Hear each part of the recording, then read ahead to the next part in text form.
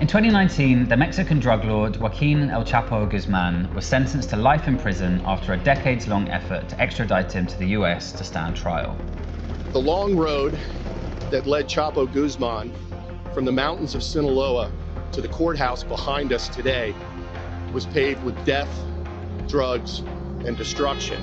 Convicted Mexican drug lord El Chapo, a federal judge right here in New York City today, sentencing Joaquin Guzman to life in prison plus 30 years. The capture of El Chapo was hailed as the biggest apparent victory in the war on drugs since the fall of Pablo Escobar in 1993. Guzman had risen to power as the figurehead of the Sinaloa Cartel, thought to be Mexico's and perhaps the world's biggest drug trafficking network. But what actually is the Sinaloa organized crime group? Alguien se mata, por algo se mata alguien. Puro Sinaloa. This is how the biggest drug trafficking empire in the world operates, and why, despite all the millions of dollars spent capturing him, its power has only continued to grow since the fall of El Chapo.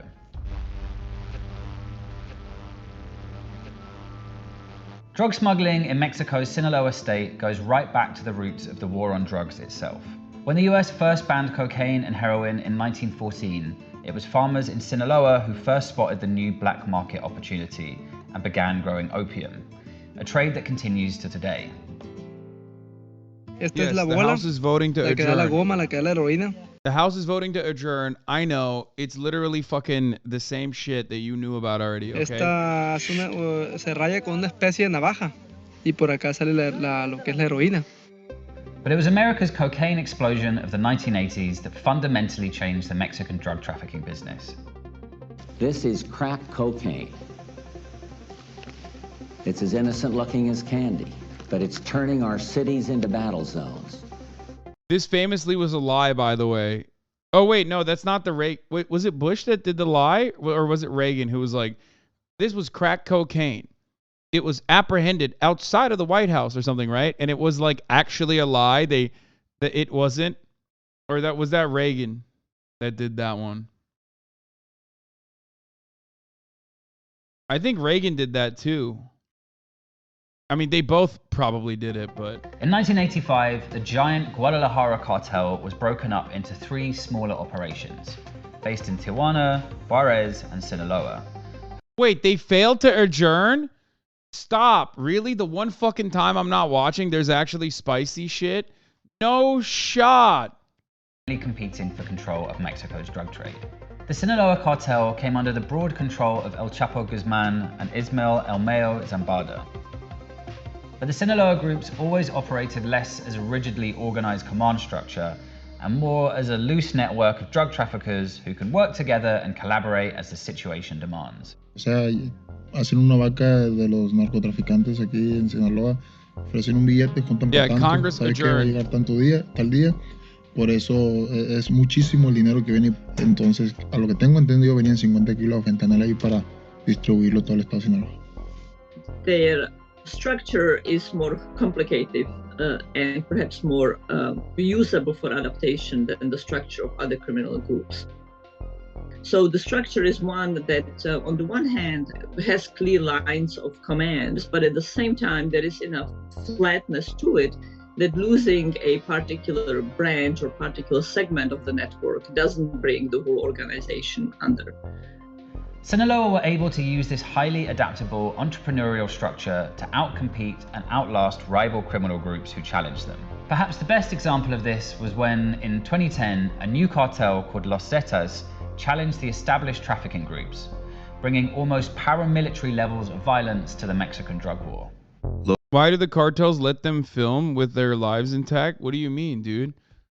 Brother, why do every fucking group that is considered to be like an enemy of the state allow media? They need to do PR, brother. That's how it works. They're doing PR. Whether it be terrifying PR, like, look at how fucking terrifying we are, we'll kill you. Or whether it be even positive PR, like, look at us, we're helping the people in our communities, that sort of thing. Yeah. Los Zetas is a powerful and violent criminal syndicate in Mexico. The cliche is plata o plomo.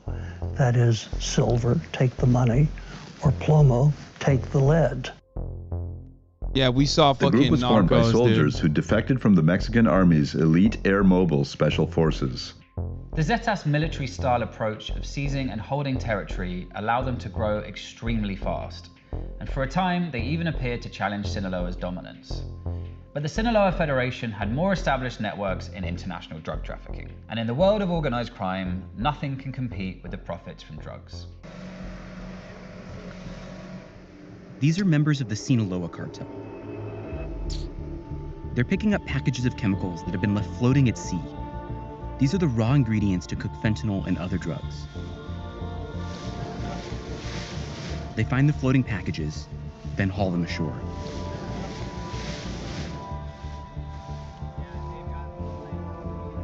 By 2017, even as El Chapo was being extradited to the US, the Zetas were already falling apart, while the Sinaloa cartel was using its adaptability and capacity for innovation to increase its criminal power. Ya una vez en tierra, la mercancía se baja y se deja ahí. La mercancía nosotros ni siquiera sabemos realmente quién es el dueño. Todo es, como quien dice, confidencial. Where could they be getting this stuff? Entre nosotros mismos también. The Sinaloa Federation was also helped by the fact that authorities in the US... Like, they talked about the Zetas being like Mexican special forces without covering the American involvement in that process, which, like I said, the Zetas were Mexican special forces that got trained by American special forces and literally learned everything about the drug trade from the American special forces originally, which is what JSOC operations are. If you look at Afghanistan, that is precisely what the JSOC operations look like in Afghanistan, finding even all the way down to like finding even trade routes into Europe. Notice how all the opium in Afghanistan and America only gets its fentanyl from China. Wonder why? Not a single ounce of opium from Afghanistan, which all the poppy fields are controlled or were controlled during the Afghan occupation by the American military. Not a single one of them actually went into the United States of America.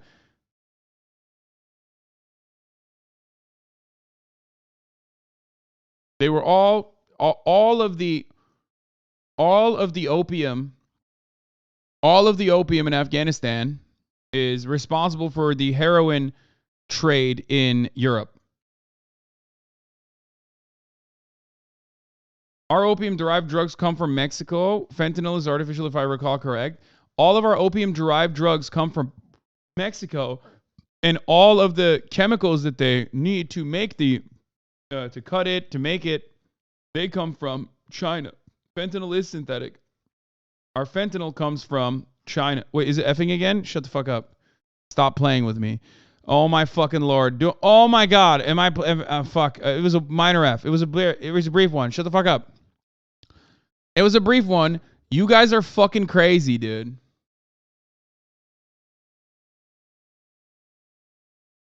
It was a blip. It was a blip. You guys are bugging on a cap. No stack. For real. Shut the fuck up. US seem to misunderstand the loose network style of their organization. This is made clear by the staggering resources and attention poured into the decades-long hunt for El Chapo. We need to have the concerted effort of both Did I say the on a Mexican cap, government no stack? and Shut the US fuck up! government in recapturing Mr. Guzman. There's no doubt that El Chapo is a fascinating figure. Born into a poor family in Sinaloa, he rose to control a drug trafficking empire estimated to turn over upwards of $3 billion a year. But it was a series of dramatic prison escapes, one involving a mile-long tunnel dug straight into his cell. This was wild. That turned Chapo into a sort of Mexican... Like, El Chapo, not a good guy, but honestly, that tunnel shit was so crazy, like, you gotta let him have it. You know what I mean? Like, the tunnel shit was so wild, like, you gotta fucking... I'm just saying, you gotta kind of let him have that one.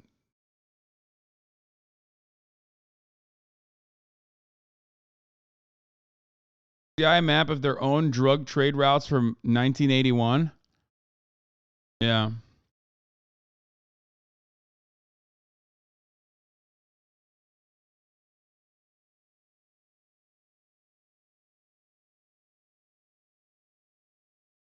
It's ironic that the Golden Triangle is selling opiates to Australia when Australia is like the main the main creator of like pharmaceutical grade opium. Like they are, Australia is like the #1 legal trafficker of opium on the planet, which is odd when you think about it. But like they still get from the Golden Triangle opium poppy.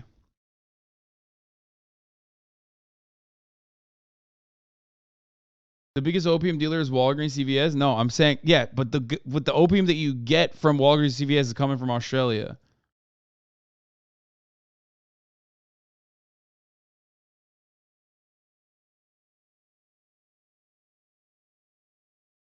Did you correct that Vice reporter that Chapo is not considered a Mexican folk hero? What the fuck? I mean, I don't know. I don't know why he said that. A lot of times though, some of these fucking drug lords do get seen as like, you know, I mean, it's like Pablo Escobar.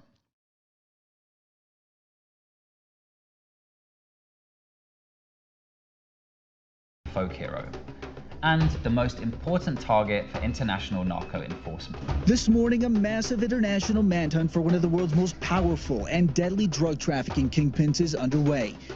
This is the opening of the tunnel from which authorities say Joaquin El Chapo Guzman managed to escape from the Altiplano federal prison.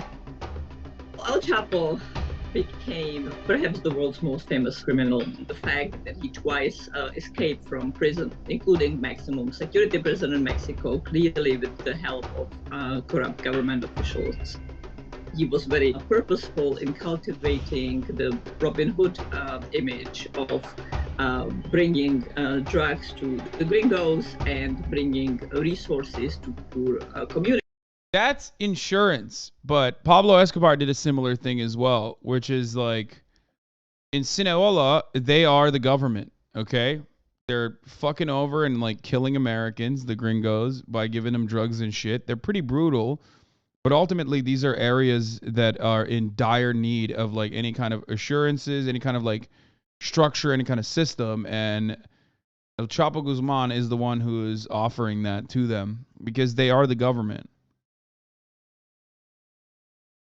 But of course, it is Sinaloa. very rare Am I that, saying it right? Toppling, arresting, or killing the leader. Am I saying it of wrong?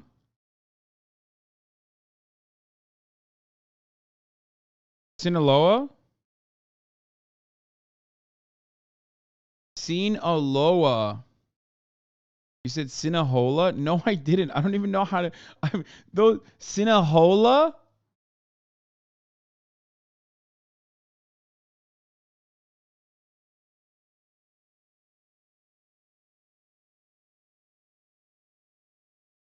I don't think I've ever said that. You said it wrong once, and chat can't shut the fuck up. You did once, but every other time you've been right. Will bring down the drug trafficking network. In fact, El Chapo's imprisonment changed almost nothing.